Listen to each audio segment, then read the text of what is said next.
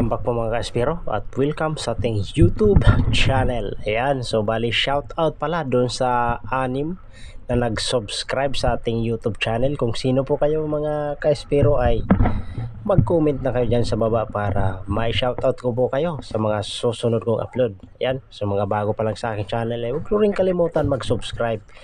Pakihit ng notification bell para lagi po kayo updated sa mga video nating ginagawa kagaya nito. Ayan, so bali 4 kami na mamamana ngayon mga ka-Espero. Ay ito, na-dat na namin yung isang manlalambat mga ka-Espero na gumilid na walang nahuli na ni isang isda mga ka-Espero.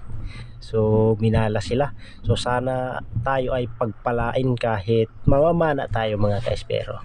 So mas maganda talaga yung mamana kasi nakikita mo yung isda. Kaya ano pang inaantay natin mga ka-Espero? Let's dive na tayo.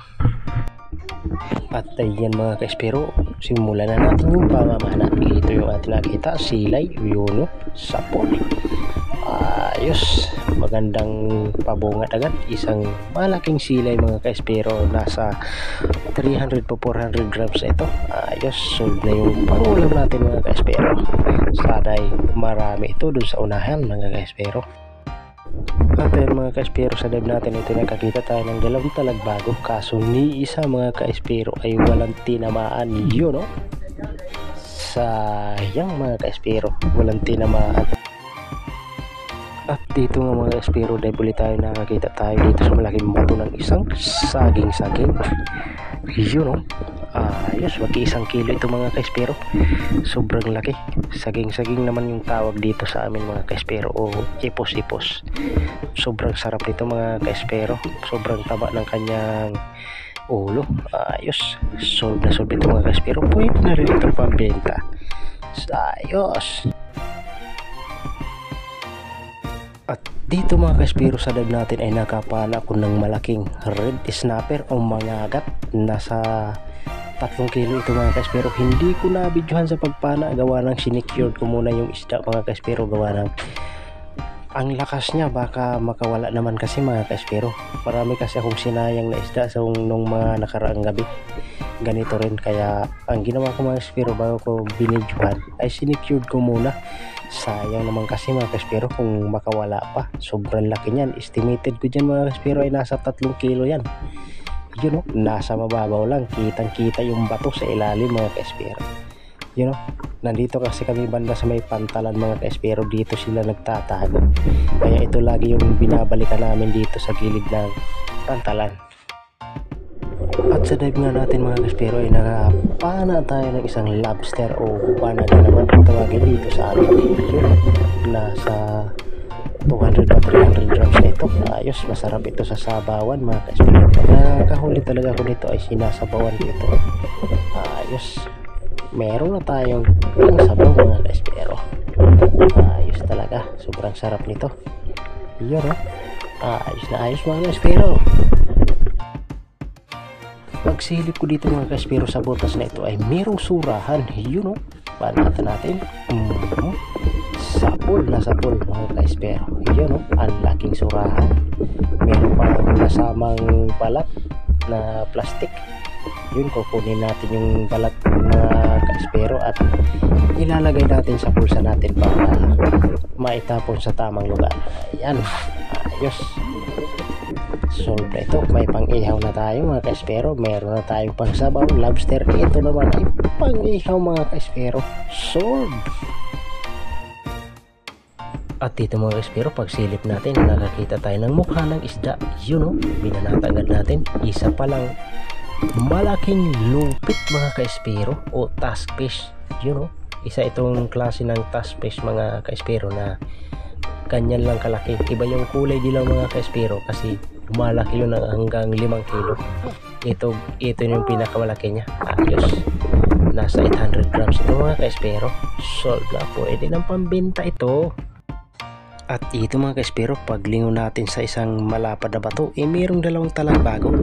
Yun, no? Sapol, kaso yung isa mga ka-Espero ay kumaripas. Takot ata na panain mga ka-Espero. Pero inuna natin yung malapad mga ka-Espero. So yung kumaripas ay maliit yun. Kaya hahayaan natin na lumaki siya mga ka-Espero, pero good size na sana yun, kaso umaripas, wala tayong magagawa.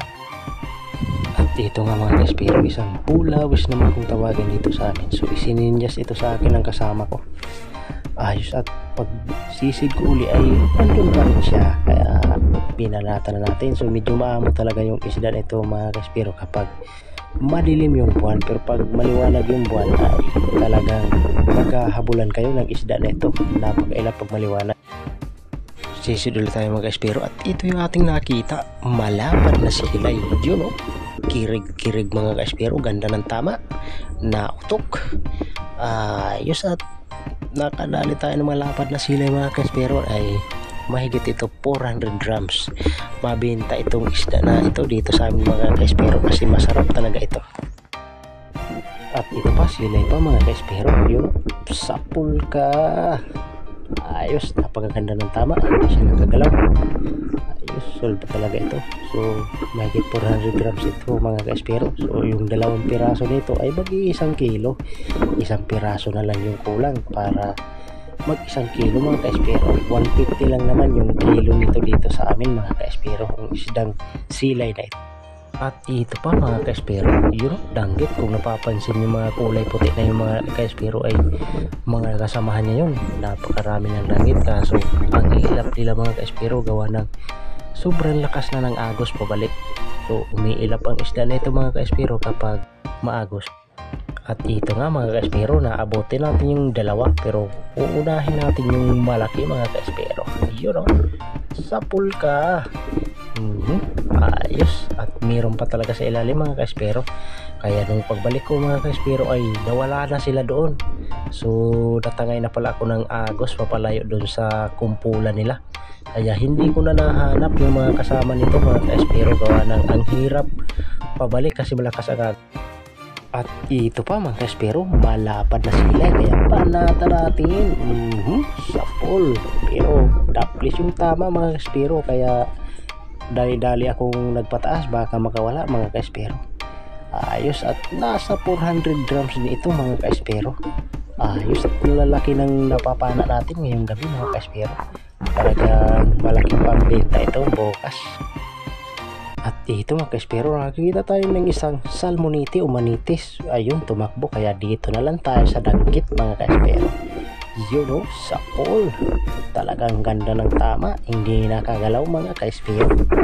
Yun o, so bali sa mga oras na ito mga ka-espero ay nandito na kami sa harap ng aming tinatambayan, kaya maya maya ay mga ka-espero ay gigilid na kami. At ito pa mga ka-espero, isang danggit ulit, kaya panatan na natin. Sapol, paikot-ikot siya dun sa bala ng pana ko, kaso daplis yung tama mga ka-espero. Butin lang ay matibay yung balat ng danggit na yan mga ka-espero, kaya hindi siya matatanggal. Ayos. At ito nga mga ka-espero ay pagilid na kami. Yan, bali high tide na. Ayos, at nakarami tayong mga ka-espero. So estimated ko sa huli ko ay nasa 6 na kilo mga ka-espero. Bali alas 12 na ngayon ng gabi, mag-uumaga na, kaya kita-kita tayo dun sa gilid mga ka-espero, at samahan nyo akong tignan yung mga huli namin mga ka-espero. At ayan mga ka-espero, ito yung huli ng kasama ko. Meron siyang malaking barakuda, mas marami yung huli niya sa akin mga ka-espero. Huli niya ay nasa 7 kilo siguro yan. Ayos, at ito yung huli ko mga ka-espero. Yan, yung malaking red snapper natin o mangagat, at saka yung malaking pakul natin mga ka-espero, hindi natin yan nakuna ng video. Yan, dinukot ko yan sa ilalim ng bato. Ayos, at naka 6 na kilo tayo. Estimated ko yan mga ka-espero ay 6 na kilo yung aking mga naging huli. At ayan mga ka-espero, ilalagay na natin sa lagayan yung ating huling red snapper. Yun o, ang laki talaga mga ka-espero. Subukan natin paglagay. Yun o, tiko talaga yung katawan niya mga ka-espero. Yun o, sobrang laki, magta3 kilo talaga yung estimate ko dyan mga ka-espero. Ayos, kung umabot ka dito mga ka-espero hanggang dulo, at kung nagustuhan mo ang video na ito ay pwede mong i-like, share, at higit sa lahat mga ka-espero ay mag-subscribe ka na para lagi kang updated sa mga video natin ginagawa kagaya nito mga ka-espero. Ayan, so sana nag-enjoy po kayo mga ka-espero sa panonood, At pwede nyo ring i-like at i-share yung ating mga video. Ayan, so ang ganda ng panain ngayon mga ka-espero. You know, ang gaganda ng naging huli ko ngayong gabi. Ayan, maraming salamat sa panonood mga ka-espero. Hanggang sa muli po. Thank you for watching.